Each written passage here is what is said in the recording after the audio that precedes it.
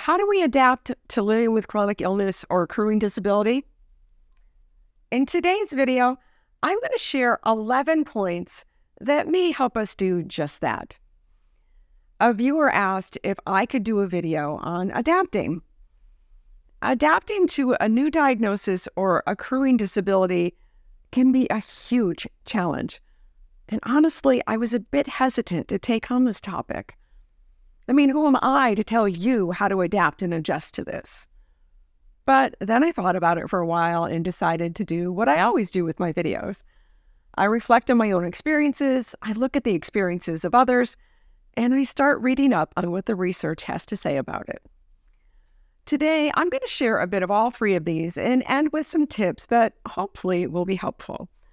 I've also put together a free handout that you can download with the tips and links to research and articles that might be helpful.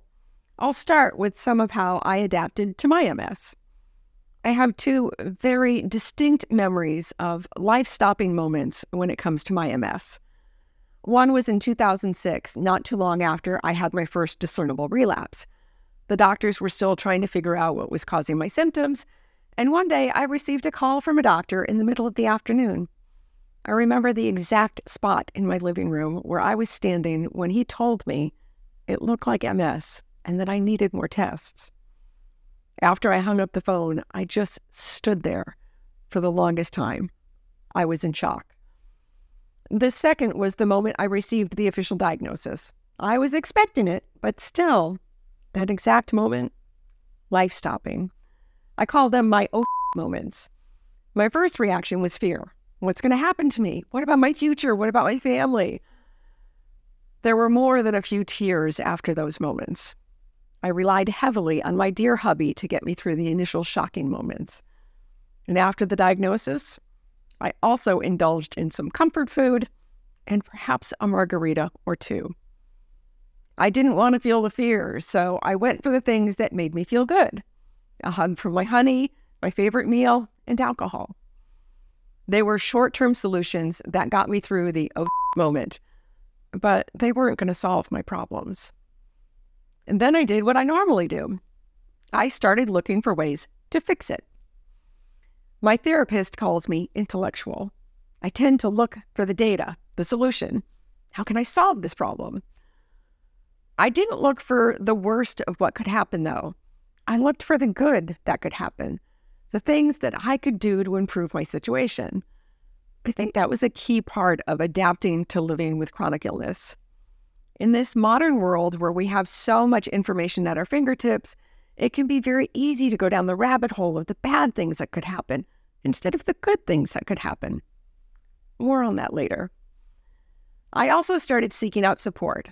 I started reading blogs of people living with MS, I started attending MS support groups in my area, and I started seeing a therapist. Having support was another way I adapted.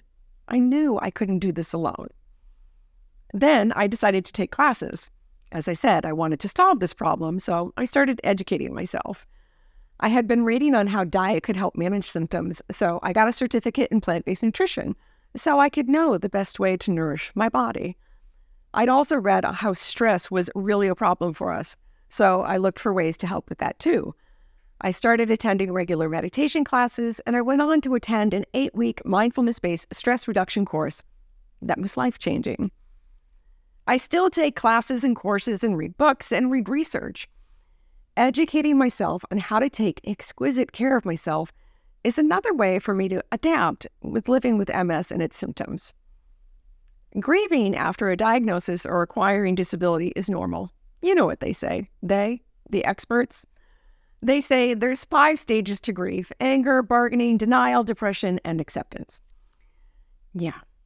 But hearing that when we're suffering, when we're in the thick of it, is not helpful. And neither are platitudes. I've heard it said that we have a choice. We can get bitter or we can get better. Again, when we're in the thick of it, when we're struggling and in a dark place, it's not helpful. I would like to suggest that we tweak it a bit.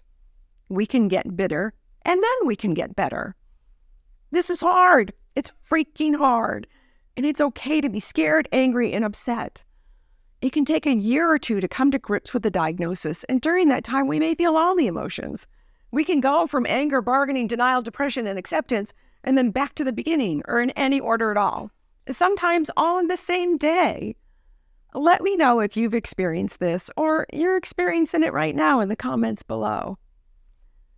Dr. Lucy Hone is a resilience expert, and she has done extensive research on resilience. She also lost her 12-year-old daughter to a car accident, so she's experienced grief in a profound way. I'll share a TED Talk she did in the description below that you might find helpful. She shared 3 strategies for resilience when we're going through tough times. Acknowledge that happens to everyone. Look for and accept the good. Ask yourself, is what you're doing working for you? Let's go through them one at a time. It happens to everyone. It truly does. If you look into research and data, you'll find that everyone has something. In the U.S., 1 in 2 women and 1 in 3 men will develop cancer in their lifetime. 30.3 million U.S. adults have heart disease. A total of 2.8 million people are estimated to live with multiple sclerosis worldwide, and 50 million Americans have 1 or more autoimmune diseases. We're not alone. Bad things and health problems happen to everyone. Suffering happens to everyone. Knowing this can help us feel less isolated and less singled out. Look for and accept the good. No doubt this is a terrible diagnosis, and we've all heard it and read it. MS is a progressive, degenerative, incurable disease. Yeah, it sounds truly awful.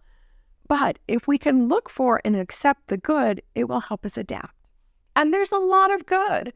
Just over 30 years ago, there were no drugs to help treat MS. We now have more than 20 to help slow down or stop the progression.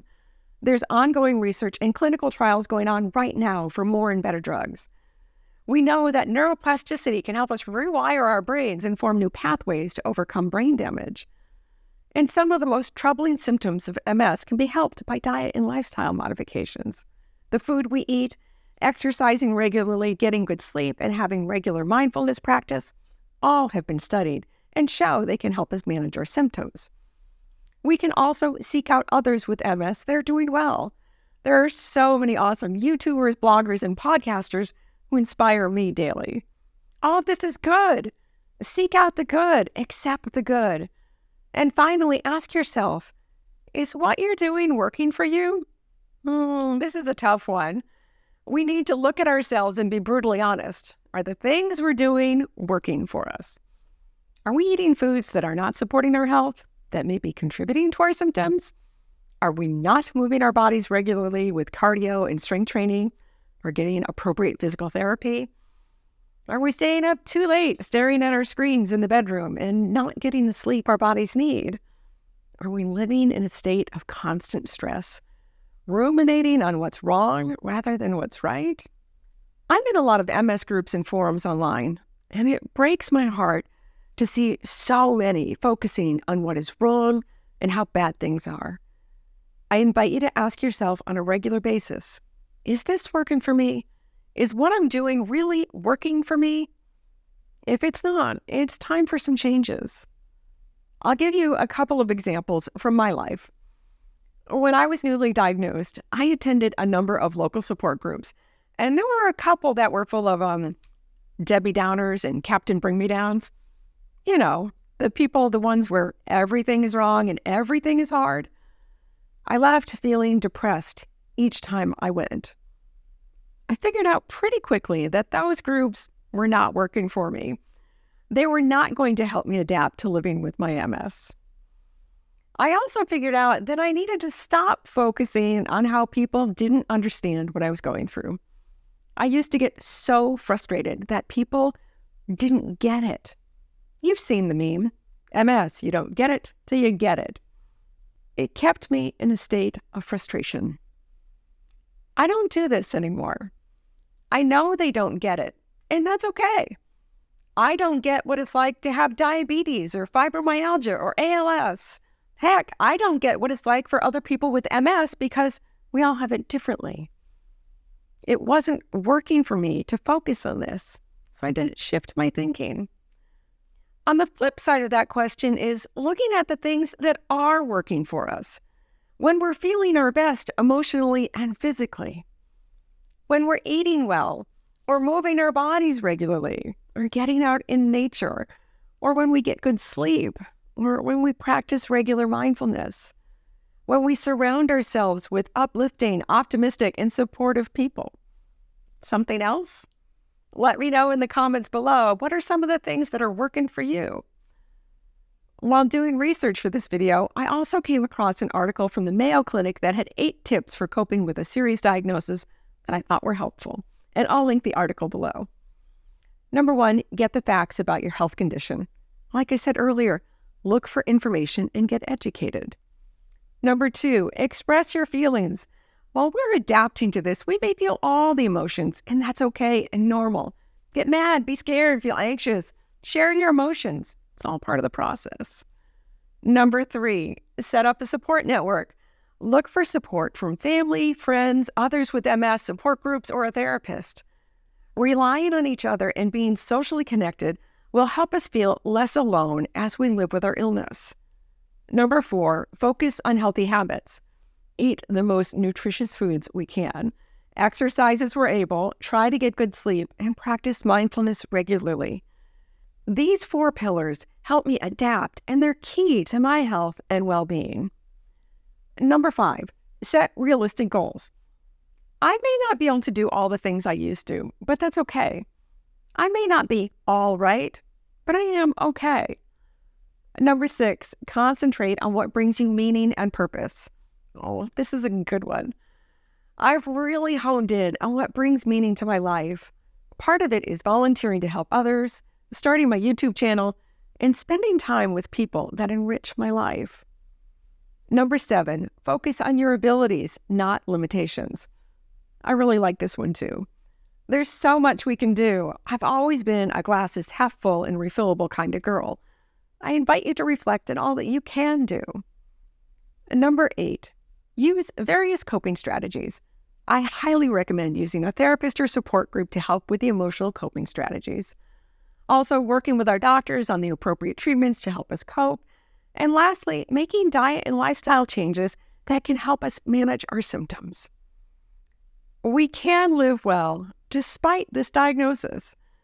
Adapting is part of the process. It may take some time, and we may need to make some changes and do some serious self-reflection on what is and isn't working for us. I love to hear from my viewers. Please share in the comments below some of the things that have helped you adapt to your diagnosis or accruing disability.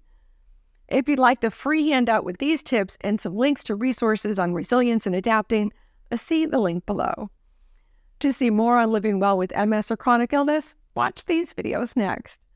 Please subscribe to the channel, like the video, and subscribe to my newsletter using the link below. Until next time, be well.